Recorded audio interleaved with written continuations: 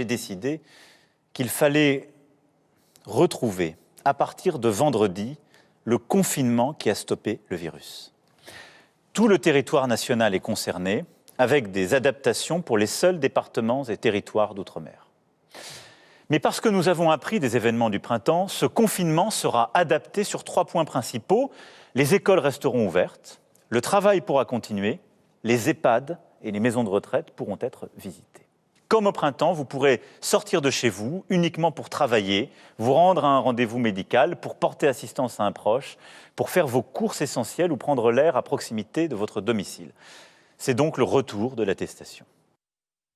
Direction Toulon en France, dans le sud de la France, non loin de Marseille, Taroa Marama nous y attend. On va être en direct avec lui. Bonsoir, dites-moi comment vous avez vécu les déclarations de notre président de la République hier soir, heure toulonnaise, avec beaucoup d'inquiétude ou plus ou moins vous étiez préparé à cette annonce?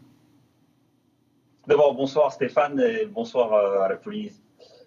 Écoutez, est-ce qu'on s'y attendait? Oui, fatalement, puisque au vu du nombre croissant de toutes les personnes contrôlées positives aujourd'hui, le seul moyen qui puisse vraiment essayer de stabiliser, voire d'endiguer un peu le nombre de tous ces malades, c'est bien évidemment le confinement.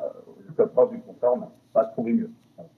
Vous avez de jeunes enfants, ils vont à l'école. Qu'est-ce que vous pensez de cette mesure de laisser libre les cours pour que les enfants continuent à être éduqués, à être instruits? Pour ma part, ça peut être quelque chose de positif pour la plupart des parents qui, fatalement, n'ont pas toutes les aisances pour passer d'une matière mathématique à l'anglais, à l'histoire géo. Donc au final, laissons l'éducation nationale faire son travail et puis à nous, parents, de faire le nôtre, voilà, tout simplement. Vous n'avez pas peur, il n'y a pas d'angoisse par rapport à cette situation? Vous vivez ça avec beaucoup de sang-froid? Oui, c'est de par ma nature. Hein.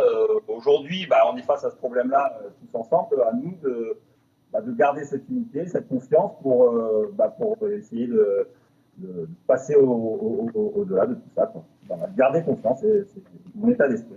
Dernière question, vous êtes sapeur-pompier dans le Var. Est-ce que vous avez été appelé à transporter des gens frappés durement par la Covid dans les ambulances? Alors oui, tout à fait. Dans le département du Var, effectivement, constamment, nous avons justement des transports à effectuer vers les centres hospitaliers du Var, comme dans tous les autres départements français.